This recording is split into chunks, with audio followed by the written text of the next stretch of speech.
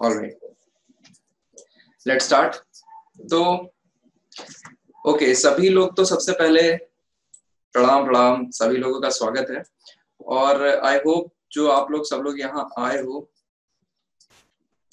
सो यहाँ पे हम लोग क्या करेंगे, मेंस लिखेंगे, right. Hi hello. So mains आप लोग में एक कॉन्फिडेंस आता है कि आप लोग मेंस के प्रति थोड़ा डेडिकेटेड हो। अदरवाइज ज्यादातर जो लोग होते हैं वो क्या करते हैं कि केवल और केवल अपने को प्रीलिम्स की ही तैयारी करनी। सो आई होप आप लोग थोड़ा सीरियस हो अपने प्रिपरेशन को लेकर। दोस्तों, अगर आप लोगों ने मैंने जो पीडीएफ दी थी उसमें सिलेबस देखा होगा, तो सिलेबस में एक पार्ट आता है पॉपुलेशन ज्योग्राफी और सेटलमेंट ज्योग्राफी, ठीक है। तो सबसे पहले हम आप लोग को एक हल्का सा पॉपुलेशन सेटलमेंट ज्योग्राफी का सिलेबस दिखा दें तो हम वो शुरू करेंगे। तो आप लोग भी जो नोट्स वगैरह है बना रहे हो, तो I think separate notebook note sheet आपने तैयार करी होगी। बुक लिस्ट आई होप आप सबको मिल गई होगी। बुक लिस्ट जो थी आप सबको मिल गई होगी। वही बुक्स लीजिएगा, वही एडिशन वही बुक्स, सो दैट हमारा और आपका सेम रहे। बुक्स ले ली? ओके ओके, वही मैं कह रहा हूँ, वही बुक्स लीजिएगा सो दैट हमारा और आपका वो सेम रहे, ठीक है। क्योंकि जो खुल्लर है उसका एक और एडिशन आ गया है, तो ये आगे पीछे अदरवाइज हो जाएगा। तो ऐसी कोई बात है नहीं, अगर रिसेंट वाली भी ले लिए तो कोई इशू है नहीं, ठीक। सो बुक लिस्ट हो गई, सिलेबस हो गया। अब आपके और हमारे बीच में जो नोट्स बनेंगे हम लोग के दोस्तों, वो आपको ध्यान रखना है। बस ये जो आपके नोट्स अल्टीमेटली यही आपका नैया पार कराएंगे। तो सबसे पहले एक बार मैं आप लोग को सिलेबस दिखा दूं, उसके बाद आगे हम चर्चा करते हैं कि करने क्या वाले हैं इस कुछ हफ्तों तक हम लोग यहाँ पे। All right, so here we go.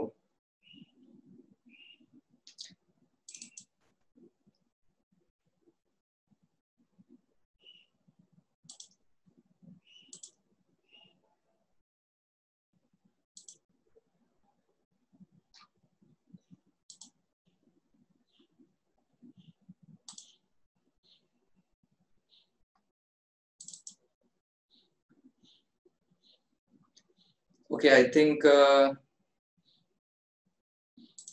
सबको विजिबल हो गई होगी मेरी स्क्रीन, है ना? सब लोग देख पा रहे हो ना? काफी ज्यादा गोदा गादी होगी बट स्टिल ओके, ठीक। चलिए, try to focus on this part.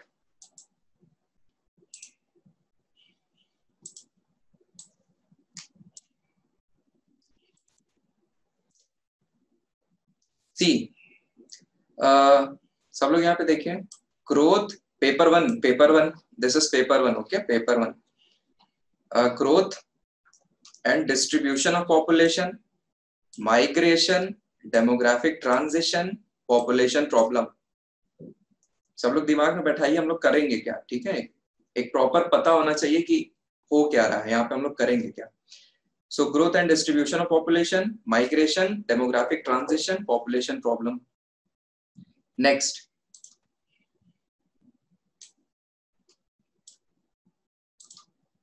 C, concept of settlement geography, rural settlement, urban settlement, central place theory, CPT, classification of towns, hierarchy, morphology of towns, rural urban nexus, umland, urban fringes. Next, paper number 2 पे आइए। सो अभी कुछ हफ्तों तक हम लोग population और settlement geography पढ़ेंगे। सी, distribution and growth, structural characteristics of population, rural settlement, urban settlement, classification, hierarchy, urbanization, urban policy, urban planning, small town, smart city, smart villages। तो हम लोग क्या करेंगे यहाँ पे, हम लोग की कैसी स्टडी होने वाली है, इंटीग्रेटेड अप्रोच हम लोग अपनाएंगे। तो पेपर 1 पेपर 2 को अलग अलग ऐसे नहीं, एक टॉपिक अगर पेपर 1 का पढ़ रहे हैं तो उसको हम लोग पेपर 2 के साथ रिलेट कर देंगे, पेपर 2 के साथ रिलेट कर देंगे उसको। आप लोग समझ रहे हो ना? जो वहां का टॉपिक है उसका जो एप्लीकेशन पार्ट इंडिया पे आ रहा है उसको रिलेट करके हम लोग पढ़ लेंगे। तो ज्यादा इसमें वो नहीं करना होता, यही इंटीग्रेटेड अप्रोच और यही सही अप्रोच होता है। तो जो वहां कॉन्सेप्ट होंगे इधर अप्लाई कर देंगे बस। तो ये है हमारे अगले कुछ टाइम जो हम लोग आपके साथ गुजारेंगे एक दूसरे के साथ, तो हम लोग इस टॉपिक को पढ़ेंगे। सो आई होप सबको क्लियर हो गया होगा कि करने क्या वाले हैं।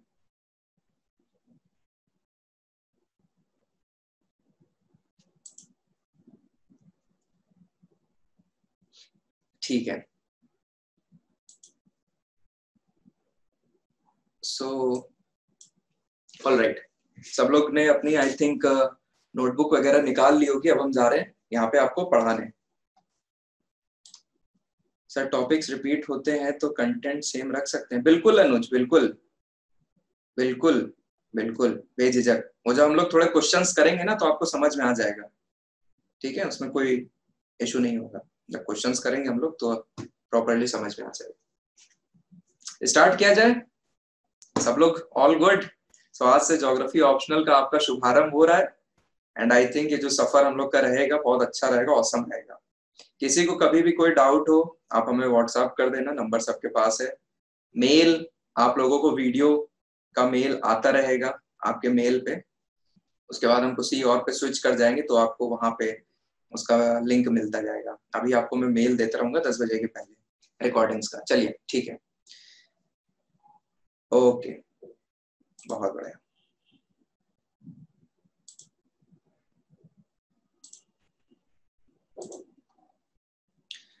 तो हेडिंग डालिए। मैं अपनी वीडियो बंद कर रहा हूँ क्योंकि मुझे पूरा पेज चाहिए, तो मैं अपनी वीडियो बंद कर रहा हूँ। अब मेरा आप लोग जो मैं लिखूंगा समझाऊंगा उस पर फोकस करना, ठीक है?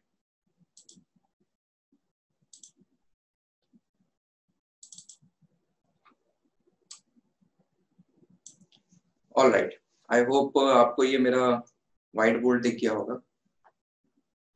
सो यहाँ पे दोस्तों क्या करते हैं हम लोग, शुरू करते हैं अपनी बेहतरीन सी पॉपुलेशन का जो पहला टॉपिक है, पॉपुलेशन ज्योग्राफी। हेडिंग डालिए, मेन हेडिंग लगाइए, पॉपुलेशन ज्योग्राफी।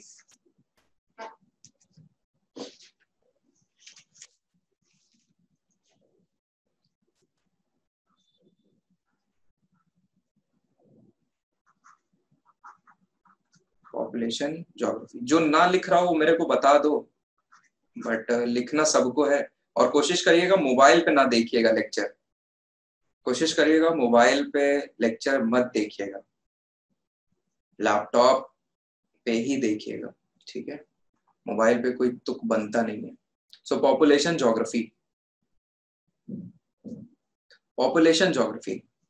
सो पॉपुलेशन ज्योग्राफी की अगर बात करी जाए तो सबसे पहले तो समझिए ज्योग्राफी क्या है। आई थिंक आप लोग मेरे साथ काफी टाइम से अन अकेडमी पे हो, चीजें समझ रहे हो, सो आपको ज्यादा इतना दिक्कत होगी नहीं। सो ज्योग्राफी की अगर बात करी जाए, ज्योग्राफी जो शब्द है वो हम लोग जानते हैं जियो और ग्राफी से बना हुआ है, मींस अर्थ की स्टडी करना। लेकिन आगे जाके क्या हुआ, ये अर्थ के साथ साथ हम लोग ने इंसानों की भी स्टडी करना शुरू करी। इंसानों की भी स्टडी करना क्या मतलब है, man and his activities, man and his activities, right? आज के टाइम पे अगर हम लोग ज्योग्राफी को देखें तो केवल अर्थ की स्टडी हम लोग थोड़े ना करते हैं, राइट?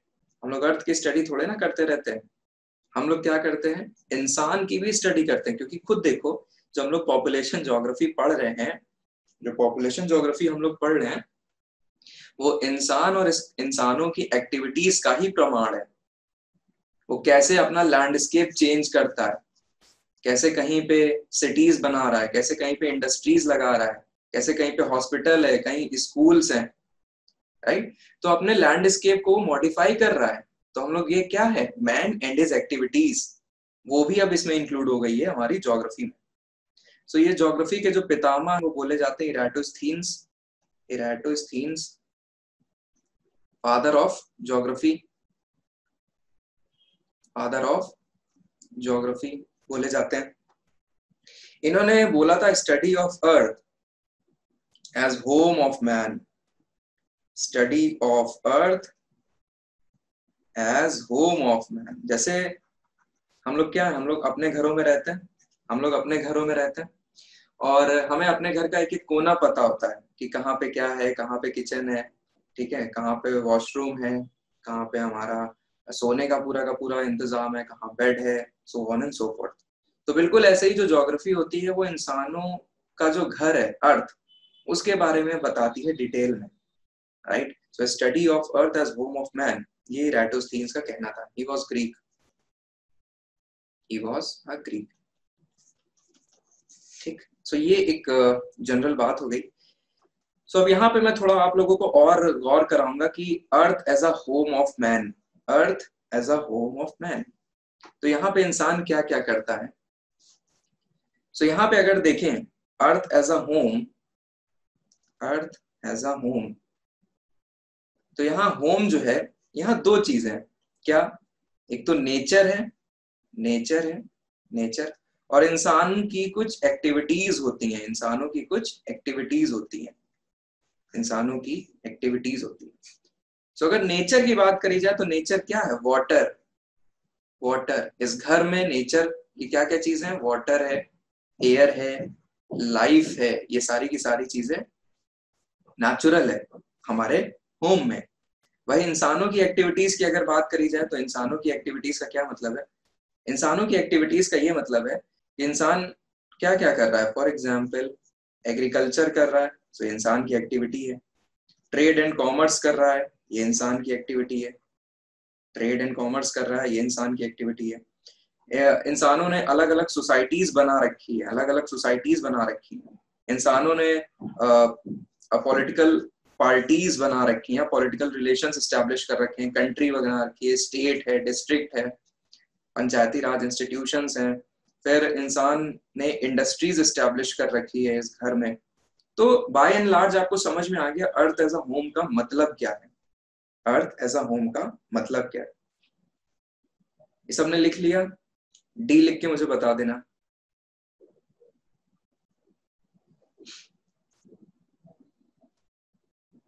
ओके ओके कूल, ठीक।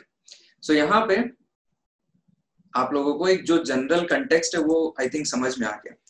अब यहाँ पे क्या है, यहाँ पे हम लोग समझेंगे डिस्ट्रीब्यूशन। दोस्तों ये अभी हम लोग जो पढ़ रहे हैं ना, यहाँ पे ये हम लोग वर्ल्ड का पॉपुलेशन और ग्रोथ उसको समझ रहे हैं। अभी इंडिया पे डायरेक्टली हम नहीं आए, अभी हम आपको पूरा जनरल कंटेक्स्ट बता रहे हैं। तो हेडिंग डालिए distribution of world population, distribution of world population.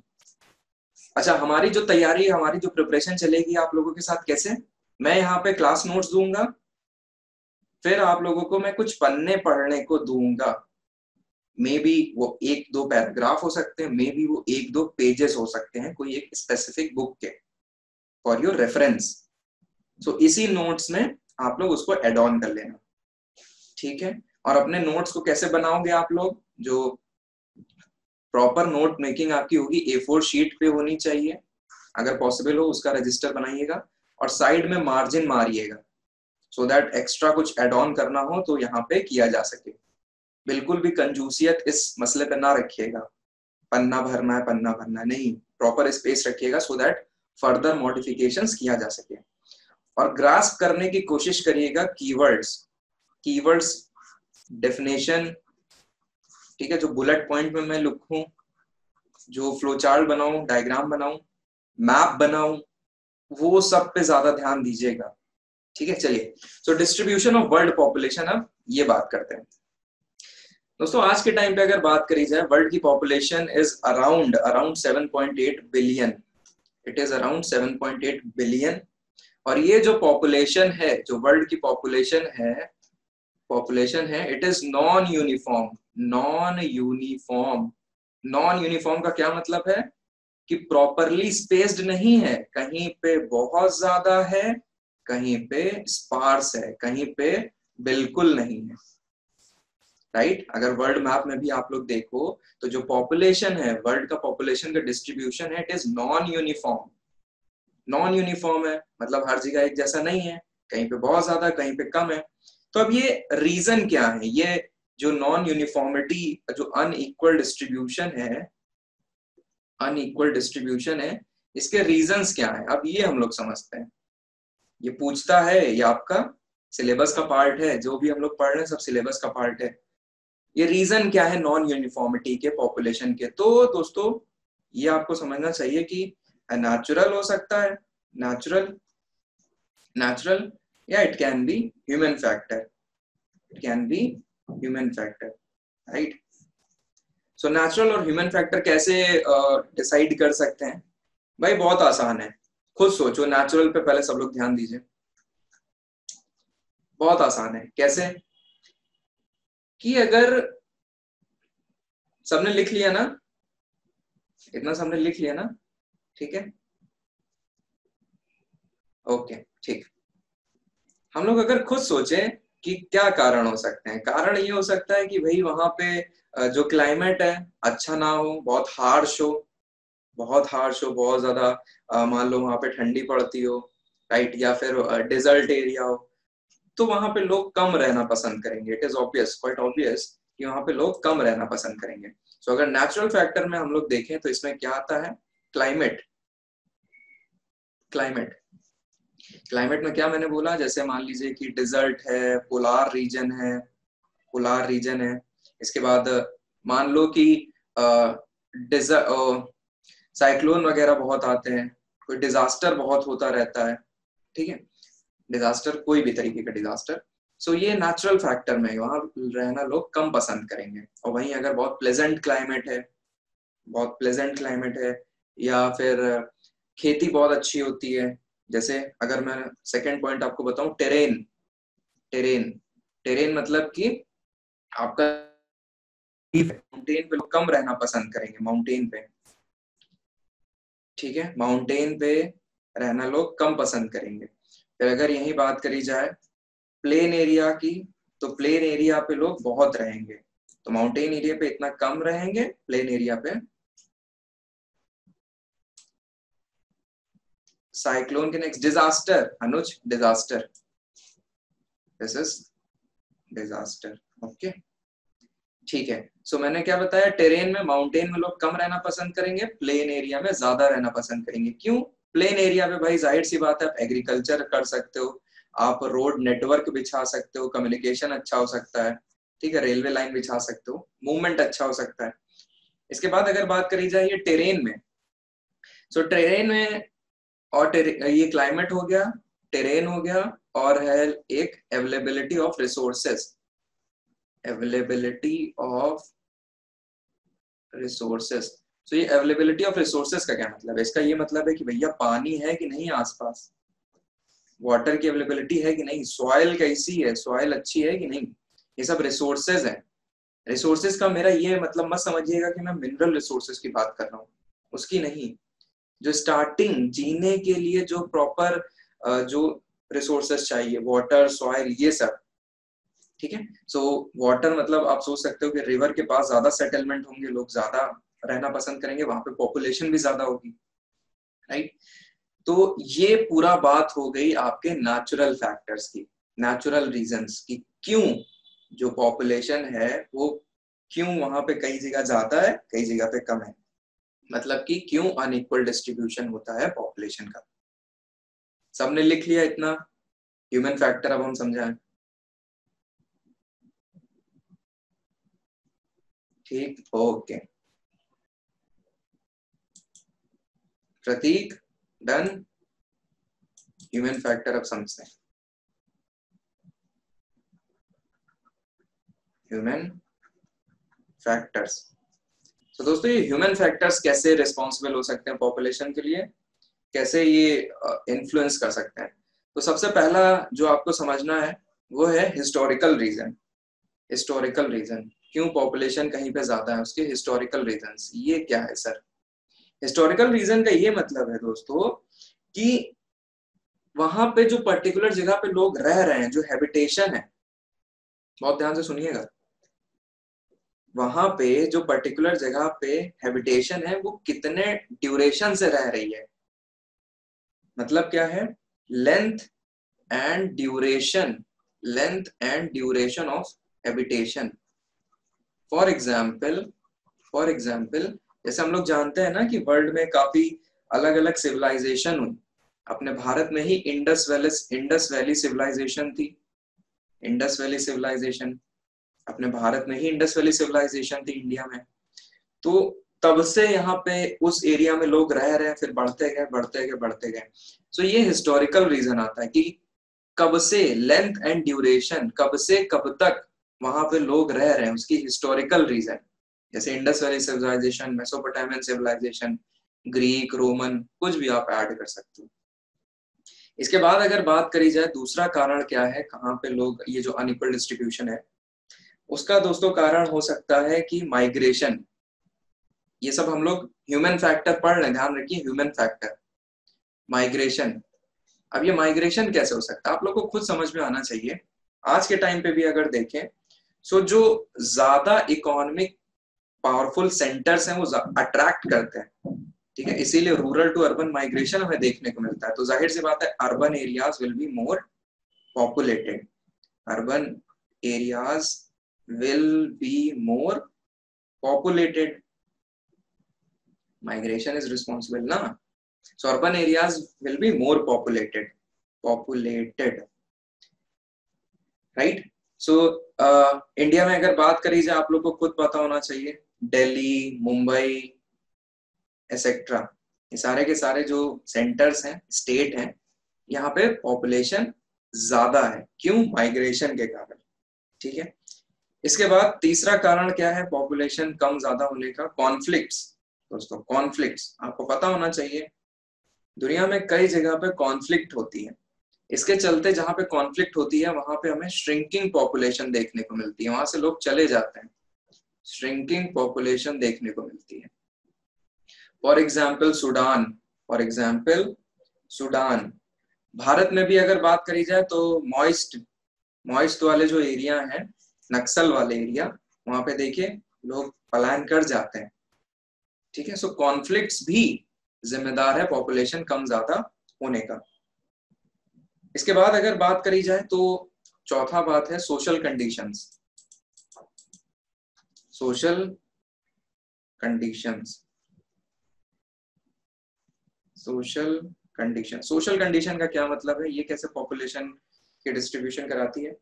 दोस्तों poverty, poverty, illiteracy, illiteracy, culture आपका, ये एक हद तक बताता है कि किस तरीके की कहाँ पॉपुलेशन होगी। फॉर एग्जाम्पल, जिस एरिया में वेमेन को लेस राइट दिए जाएंगे, बहुत ध्यान से समझिए कॉन्सेप्ट, जिन रीजन्स में वेमेन को लेस राइट्स दिए जाएंगे, लेस राइट्स फॉर वुमेन, आप लोग बताइए वहां पे पॉपुलेशन ज्यादा होगी कि कम होगी, मोर और लेस? वेमेन राइट से इसे कनेक्ट करिए। जहां पे वेमेन को कम राइट्स दिए जाएंगे वहां पे पॉपुलेशन ज्यादा होगी कि कम होगी? सोच लो फिर बताओ।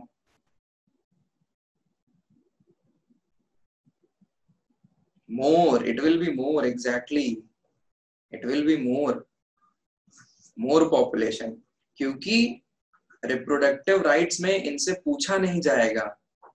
इन जब डिसीजन लिया जाएगा, जब डिसीजन लिया जाएगा, ठीक है, कब कंसीव करना है कब नहीं, तो जब वेमेन को ही इंक्लूड आप नहीं करोगे, वुमेन को ही इंक्लूड नहीं करोगे, बस एक तरफा डिसीजन होगा, तो जब उनकी चलेगी नहीं, जैसे अगर ऐसे कह सकते उनकी चलेगी नहीं, तो फिर पॉपुलेशन ज्यादा देखने को मिलेगी ही मिलेगी। अफ्रीकन नेशंस इसके बहुत अच्छे एग्जांपल्स हैं। अपने इंडिया में ही देखें, रूरल पॉपुलेशन काफी ज्यादा है, क्योंकि रूरल इंडिया में इतना ज्यादा वेमेन को राइट्स नहीं दिए जाते हैं, ठीक है।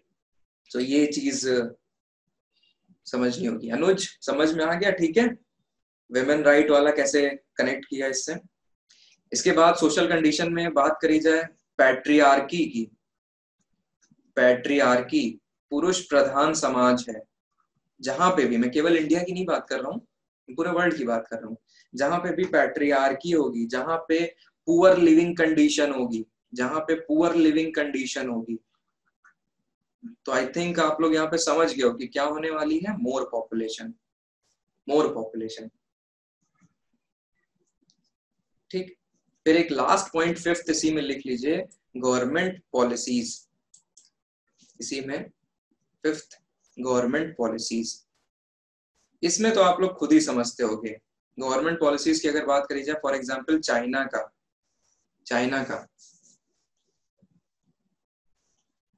क्या था? चाइना का अगर आप लोगों को याद हो कि क्या हो सकता है चाइना में, वन चाइल्ड पॉलिसी। एग्जैक्टली, अब ये नहीं है वन चाइल्ड पॉलिसी। तो यहाँ पे डेलिब्रेट मतलब जानबूझ के सरकार ने इंटरफेयर किया कि केवल और केवल एक ही बच्चा होना है। एक से ज्यादा बच्चे किए तो उसके रिपरकशंस अलग अलग जगह पे होंगे। इंडिया में भी कुछ ऐसे ही कराने की कोशिश करी गई थी, लेकिन इसका जो रिजल्ट रहा वो पलट गया। इंडिया में भी फोर्स्ड स्टेरिलाइजेशन कराने की कोशिश करी गई थी, लेकिन इसके रिजल्ट नहीं वैसे निकले जैसा चाह रहे थे। सो ये सब क्या है? गवर्नमेंट की पॉलिसीज हैं। इसमें गवर्नमेंट की पॉलिसीज में विमेन्स राइट्स भी आ जाएगा। कितनी सरकार ने विमेन को राइट्स दे रखे हैं। पॉपुलेशन कंट्रोल के लिए क्या क्या सरकार कर रही है, पॉपुलेशन कंट्रोल के लिए सरकार क्या क्या कर रही है। जैसे भारत सरकार ने किया हुआ नेशनल पॉपुलेशन पॉलिसी, हम पढ़ाएंगे आपको। So women's right, population control measures, फिर डेवलपमेंट, ये सारा का सारा कौन करता है? सरकार ही तो करती है। तो गवर्नमेंट पॉलिसीज भी डिफाइन करती हैं एक पर्टिकुलर जगह पे पॉपुलेशन ज्यादा होगी कि कम होगी। ठीक, जैसे स्कैंडिनेवियन कंट्रीज की बात करी जाए, यूरोपियन कंट्रीज की बात करी जाए, नॉर्वे हो गया, डेनमार्क हो गया, रशिया हो गया, तो ये सारे के सारे ऐसे रीजन में आते हैं। फ्रांस, जो भी लिखना चाहो लिख सकते हो, फ्रांस हो गया एक्सेट्रा। सो ये यहाँ पे देखा जाए तो डेवलपमेंट और population control measures, women rights, ये काफी ज्यादा उम्दा है।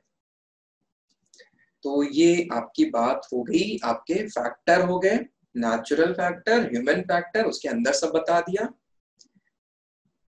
सो ये चीज हो गई, सबको समझ में आया? All good till here?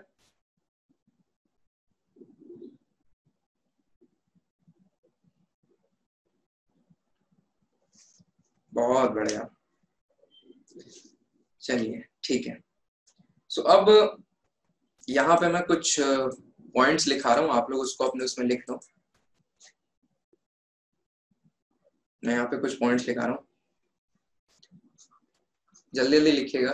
Factors affecting, ये हेडिंग नहीं है, ऐसे इसको लिखिए। Factors affecting population distribution, factors affecting population distribution are all related to one another,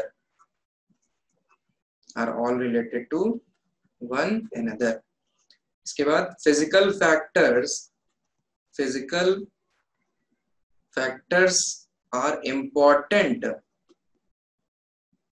factors are important, but human factors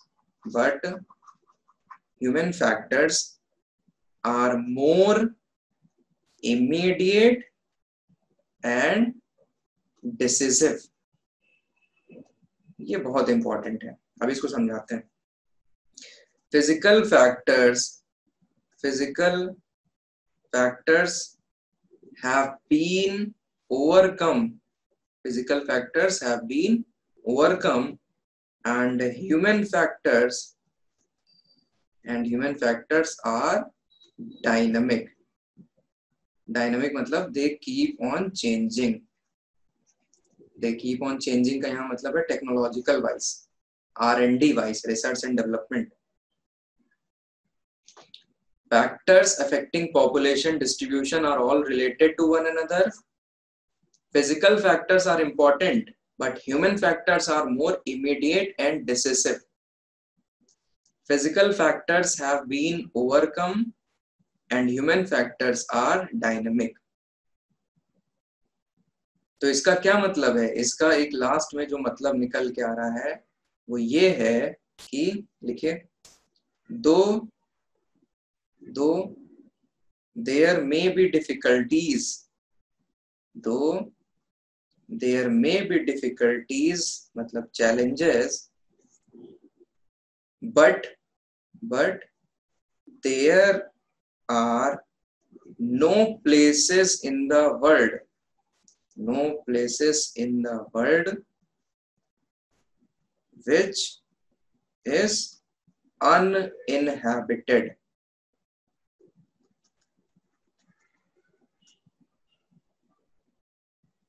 TED होगा, सॉरी, uninhabited, BITED.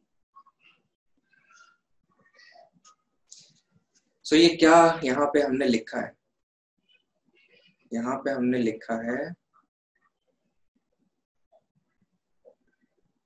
ओके हमने यहाँ पे लिखा है कि जो सारे के सारे फैक्टर्स अभी हम लोग ने पढ़े हैं ना, वो एक दूसरे, जो पॉपुलेशन डिस्ट्रीब्यूशन के फैक्टर्स, चाहे वो ह्यूमन है चाहे फिजिकल हो, चाहे वो सॉरी नेचुरल हो या ह्यूमन फैक्टर्स हो, ये सारे के सारे एक दूसरे पे निर्भर करते हैं। तो फिजिकल फैक्टर्स मतलब समझ लीजिए नेचुरल फैक्टर ही है, यहाँ पे जो फिजिकल फैक्टर लिखा है ना, ये नेचुरल फैक्टर ही है, तो कंफ्यूज ना होना। सो फिजिकल फैक्टर्स या नेचुरल फैक्टर इंपॉर्टेंट हैं, बट ह्यूमन फैक्टर इमीडिएट और डिसिसिव है। इसका क्या मतलब है? इसका ये मतलब है भाई, अपने को समझ में आ रहा है कि अगर वहां पे लोग प्रॉपरली स्किल्ड हैं, साइंस एंड टेक डेवलप है, फाइनेंशियल कंडीशन अगर देखी जाए वो सब अच्छी खासी है, ठीक है, तो क्या है, तो वहां के लोग जो भी प्रॉब्लम है उसको ओवरकम कर जाएंगे।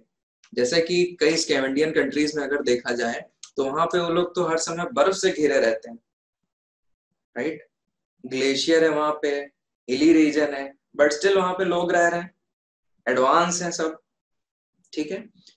और अगर बात करी जाए वहां पे सॉइल वगैरह, तो अपने से तो सॉइल वहां पे इतना ज्यादा फर्टिलिटी है नहीं, बट स्टिल वो लोग इतना ज्यादा प्रोडक्शन कर रहे हैं साइंस एंड टेक्नोलॉजी का इस्तेमाल करके, हैवी मशीनरी का इस्तेमाल करके।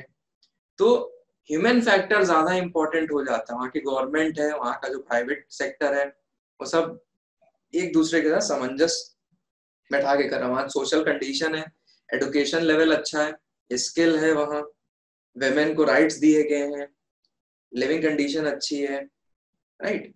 तो कहने का ये मतलब है कि ह्यूमन फैक्टर्स केवल और केवल नेचुरल फैक्टर्स से बोल देना कि वहां लोग कम रहेंगे, ये गलत होगा। ह्यूमन फैक्टर को भी अपने को हमें अकाउंट में लेना पड़ेगा।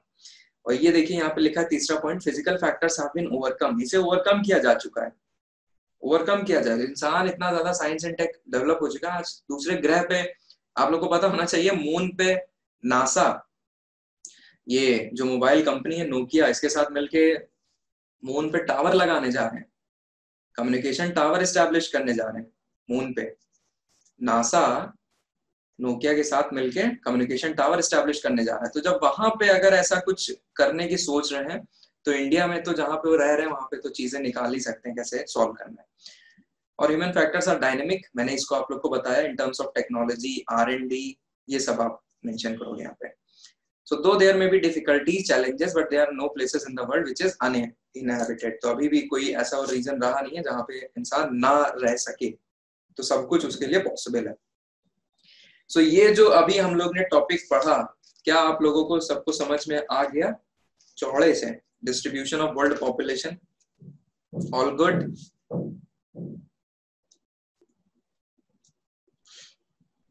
All clear? अरे वाह, ठीक है। चलिए नेक्स्ट हेडिंग डालिए, पैटर्न ऑफ पॉपुलेशन डिस्ट्रीब्यूशन।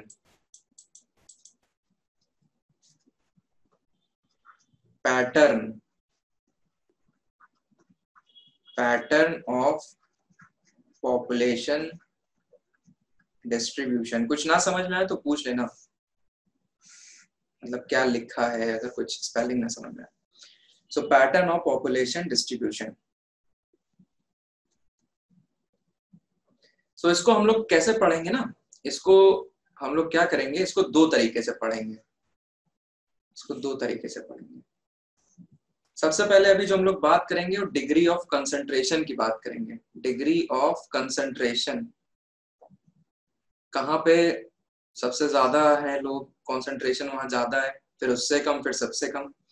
इसके बाद हम लोग क्या करेंगे कि रीजन वाइज बात करेंगे, रीजन वाइज बात करेंगे। Region wise in the sense Asia में क्या हिसाब किताब है, अफ्रीका में क्या हिसाब किताब है, ठीक है, यूरोप में क्या है। तो अपना टारगेट ये एशिया वाला ज्यादा रहेगा, इस तरीके से बात कर लेंगे। सो पहले इसको दो तरीके से पढ़ेंगे, पैटर्न ऑफ पॉपुलेशन डिस्ट्रीब्यूशन समझना है, इसको हम लोग दो तरीके से पढ़ेंगे। पहले डिग्री ऑफ कॉन्सेंट्रेशन देखेंगे, इसके बाद रीजन वाइज जान लेंगे सब कुछ थोड़ा थोड़ा। तो सबसे पहले हेडिंग बनाइए degree of concentration, degree of concentration. So जो डिग्री ऑफ कॉन्सेंट्रेशन है इसमें तीन पार्ट्स में डिवाइड किया जाता है, primary concentration, secondary concentration, tertiary concentration. कई किताबों में कॉन्सेंट्रेशन को लिख देते हैं पॉकेट्स, ठीक है, पॉकेट्स। तो जैसे मैं पहला लिखने जा रहा हूं, प्राइमरी कॉन्सेंट्रेशन, प्राइमरी कॉन्सेंट्रेशन या पॉकेट, प्राइमरी कॉन्सेंट्रेशन रीजन या पॉकेट, प्राइमरी पॉकेट या प्राइमरी कॉन्सेंट्रेशन रीजन। तो इसमें अगर बात करी जाए तो वर्ल्ड लेवल पे कौन कौन से ऐसे एरियाज होंगे जहां पे घनी आबादी होगी या जहां पे ज्यादा लोग रह रहे होंगे। सो इसमें आप लोग को क्या क्या ध्यान रखना है, साउथ एशिया, साउथ एशिया। अच्छा हाँ, सब लोग एटलस खरीद लीजिएगा, ठीक है। हमने जो एटलस पिक भेजी थी, अगर पॉसिबल हो तो वही लीजिएगा, ऑक्सफोर्ड की स्टूडेंट एटलस, एटलस की बहुत ज्यादा जरूरत पड़ेगी। साउथ एशिया की अगर बात करी जाए तो यहाँ पे अपना India, India, Sri Lanka, Sri Lanka, Bangladesh, Bangladesh, right.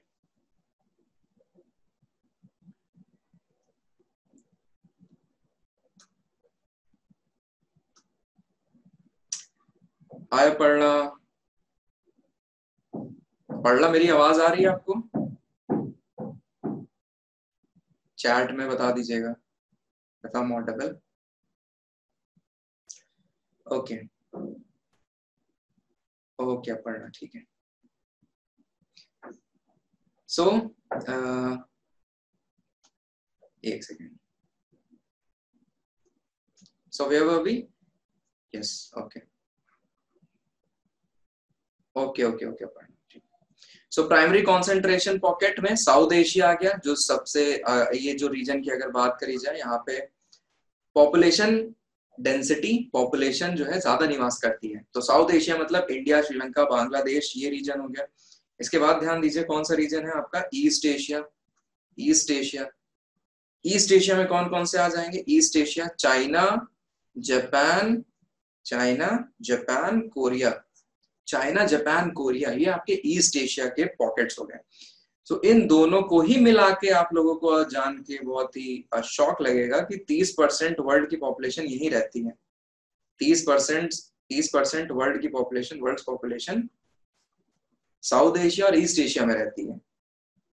In general अगर आप मुझसे पूछोगे एशिया, तो एशिया का लिखना चाहो लिख लीजिएगा, मोर देन 60% या अराउंड 60% ऑफ वर्ल्ड पॉपुलेशन यहाँ पे निवास करती है। इसको लिख लीजिएगा, अभी ये चीज बार बार आएगा। तो जब भी आप लोग आंसर राइटिंग करोगे, चाहे वो मेंस की करो, जीएस मेंस की, चाहे ऑप्शनल की करना, सो जो आंकड़े हैं उसको आपको पूरे के पूरे नहीं याद करने होते हैं, इतने आंकड़े नहीं तो पगला जाओगे। एक मोटा मोटा अंदाजा रखो, ठीक है, एक मोटा मोटा अंदाजा रखो कि उसी के आसपास है, तो उसकी रेंज में अप्रोक्सीमेटली करके शब्द इस्तेमाल करके आप डेटा को अपने प्रस्तुत कर सकते हो। जैसे मैं यहाँ पे कर रहा हूँ ना कि साउथ एशिया, ईस्ट एशिया मिला के it is approximately 30% of world population. Asia की अगर पॉपुलेशन की बात करी जाए तो 60% of world population. So I hope you got the point.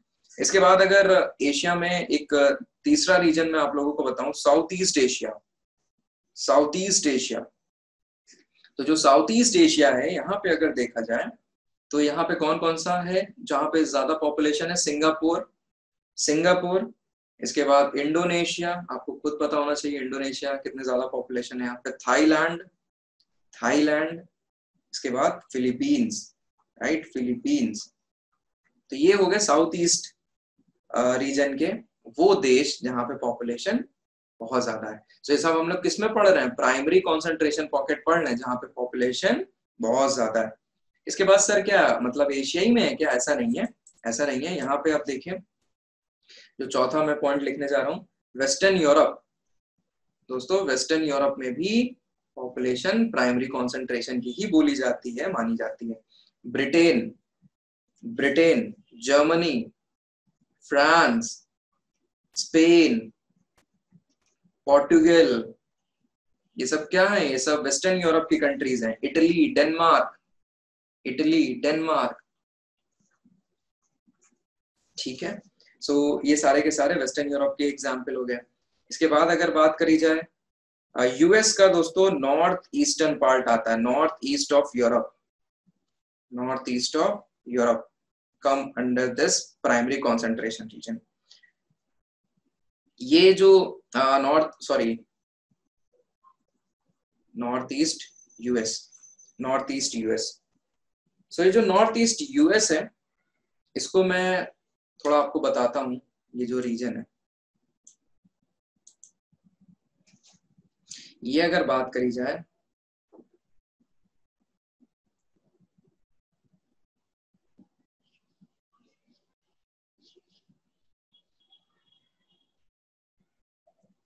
ये यहाँ पे देखो, ये नॉर्थ होता है, ये साउथ होता है, ये ईस्ट होता है, ये वेस्ट होता है। तो नॉर्थ ईस्ट मतलब ये वाला रीजन, ये इधर का रीजन जहाँ पे न्यूयॉर्क और ये सब आता है, न्यूयॉर्क, कैनिकट, मैरीलैंड, फिलाडेल्फिया, ये सारा जो रीजन आता है, ये बहुत ही ज्यादा कॉन्सेंट्रेशन वाला रीजन है। सो ये यूएस का मैप मैंने ड्रॉ किया, आप लोग भी बना लेना, जैसे बने वैसे बनाना। सो नॉर्थ ईस्ट यूरोप, और यहाँ से फिर यहाँ पे भी बहुत ही ज्यादा पॉपुलेटेड जगह है। ये जो मैंने ये दूसरा वाला बनाया है, ये तो नॉर्थ ईस्ट यूएस हो गया। ये जो मैंने दूसरा वाला बनाया है ना, आप लोग बताइए यहाँ पे कौन सा ओशियन है? विच ओशियन इज हियर? यहाँ पे कौन सा ओशियन है?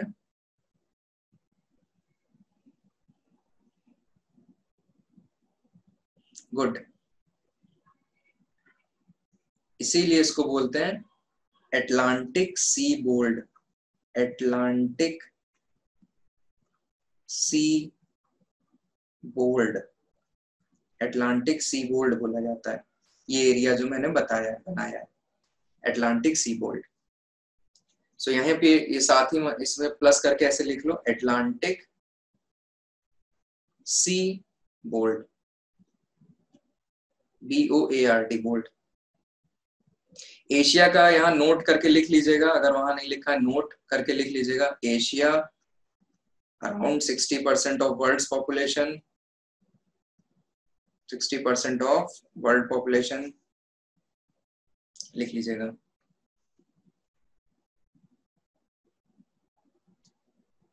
डन, सबका हो गया?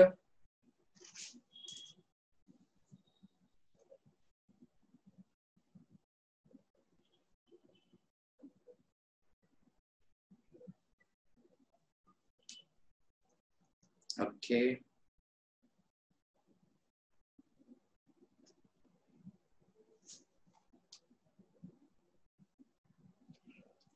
अब प्राइमरी कंसंट्रेशन रीजन देख लिया। Now will move to secondary,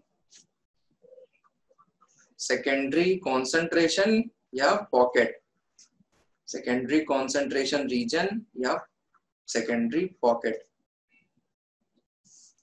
अच्छा, आप लोगों को पसंद आ रहा है ना? कोई बोरियत तो नहीं हो रही है? देखिए, जो हम लोग ज्योग्राफी को समझते हैं कि केवल और केवल हम लोग इसमें माउंटेन पढ़ेंगे, रिवर पढ़ेंगे, तो वो तो एक पार्ट है उसका। ठीक है, ज्योग्राफी सुनो,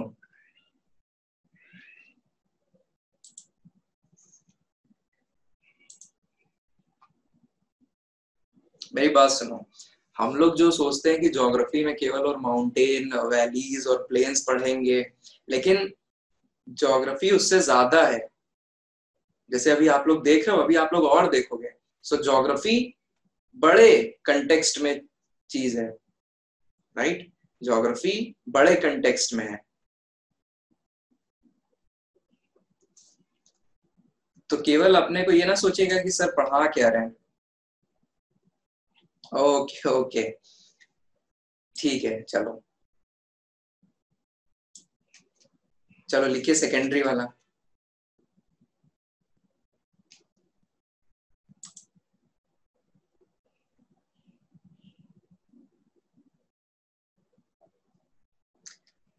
ओके, मैं इस चीज पे थोड़ा काम करूंगा। मैं एक इस पे अभी थोड़ा जान रहा हूं, मैं इसको देखूंगा कैसे जो अटेंडीज हैं वो अपने आप आ जाए, मेरे को बार बार अलाउ ना करना हो। ये मेरे को थोड़ा इस पे सॉर्ट आउट करना है। अगर किसी को पता हो तो मुझे मैसेज करके बता देना, ये जूम पे कैसे ऑटोमेटिकली अलाउ हो जाता है जिनके पास लिंक हो।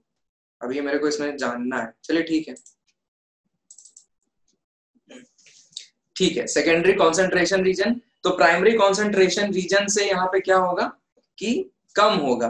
कम इन द सेंस यहाँ पे जो लोग हैं, यहाँ पे जो लोग हैं वो उससे कम होंगे। तो उससे कम क्यों हो रहे हैं यहाँ पे, और कौन कौन से ऐसे रीजन है दोस्तों आज के टाइम पे अगर बात करा जाए।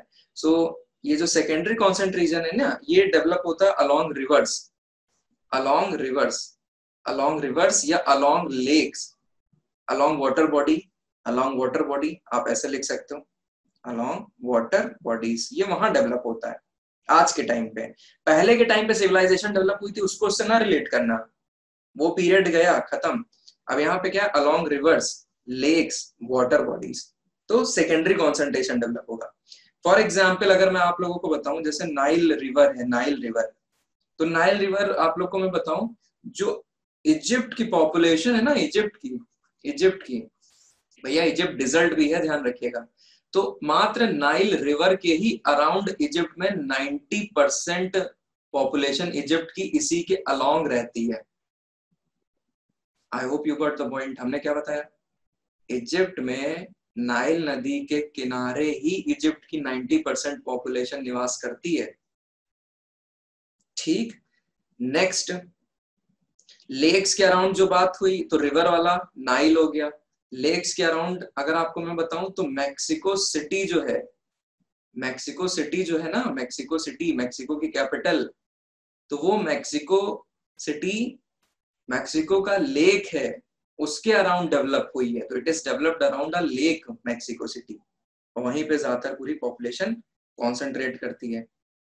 ठीक, ऐसे ही जो वाटर बॉडी की अगर बात करी जाए, तो ब्राजील में एक जगह है जिसका नाम है साओ पोलो, साओ पोलो, तो ये वाटर बॉडी के अराउंड है। तो कहने का ये भी है, मतलब डेंस जगह है, पोर्ट है ये, एग्जैक्टली पोर्ट है ब्राजील का, कॉफी वगैरह एक्सपोर्ट करी जाती साओ पोलो। सो क्या मैंने बताया सेकेंडरी कॉन्सेंट्रेशन में कि ये जो पर्टिकुलर जगह है, ये जो पर्टिकुलर रीजन है, यहाँ पे पॉपुलेशन जो है रिवर के अलोंग, लेक के अलोंग, वाटर बॉडी के अलोंग डेवलप होती है, वही निवास करती है।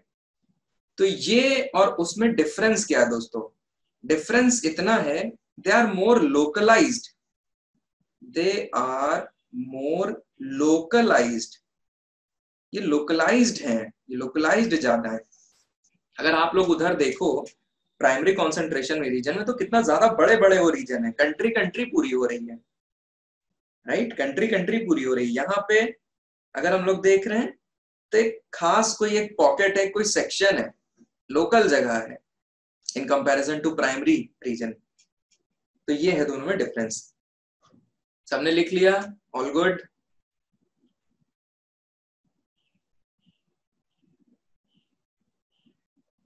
ठीक है, थर्ड वाला देखिए हम लोग अपना, थर्ड वाला क्या है, टर्चरी, टर्चरी कॉन्सेंट्रेशन या टर्चरी पॉकेट, टर्चरी पॉकेट या टर्चरी कॉन्सेंट्रेशन। अब यहाँ पे बात करें तो ये भैया लीस्ट पॉपुलेटेड होंगे, लीस्ट पॉपुलेटेड, लीस्ट पॉपुलेटेड होंगे, ठीक है, लीस्ट पॉपुलेटेड होंगे। इसमें अगर कौन कौन से रीजन आ जाएंगे, for example deserts, deserts, desert आ जाएंगे, कोल्ड डेजर्ट भी आ जाएंगे और इसमें हॉट डेजर्ट भी आ जाएंगे, ठीक है। फिर mountainous region, hilly region, mountainous hilly region, tribal region, ये सारे के सारे किसमें आ जाएंगे, टर्चरी कॉन्सेंट्रेशन। यहाँ पे इतनी ज्यादा पॉपुलेशन नहीं निवास करती है। सो ऑस्ट्रेलिया हो गया आपका, मंगोलिया हो गया आपका, मंगोलिया हो गया आपका। सो ये रीजन की अगर बात करी जाए तो यहाँ पे इतनी ज्यादा पॉपुलेशन नहीं देखने को मिलेगी, ठीक है। सो आई होप सबने लिख लिया होगा।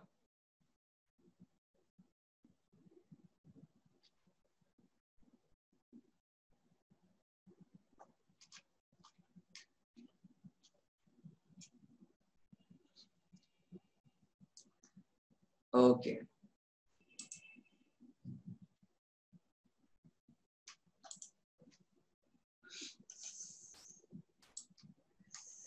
तो आज इतना ही रखेंगे, अभी जस्ट शुरुआत करी, आज इतना ही रखेंगे, धीरे धीरे हम बढ़ाएंगे। कल का जो टॉपिक अपना रहने वाला है, तो कंसंट्रेशन हो गया, पॉकेट्स देख लिए, अब रीजन वाइज कल के लेक्चर में हम बात करेंगे, ठीक है, रीजन वाइज, एशिया, अफ्रीका, ठीक है। आज इतना ही जितना पढ़ा है उसे डाइजेस्ट करिए, रिवाइज करिए चीजें, फिर धीरे धीरे हम टाइम बढ़ाएंगे। अभी हम एक झटके में सब नहीं, आप पे भी दबाव नहीं डालना चाह रहे हैं, तो जितना पढ़ाया है उसको आप अच्छे से पढ़िए, रिवाइज करिए। और अगर मैं एक ट्रिक दूं आप लोगों को, कितने पन्ने वैसे आपके हुए हैं, कितने, ऑडियो नहीं आ रही है, कितने पन्ने के नोट्स बने आप लोगों के,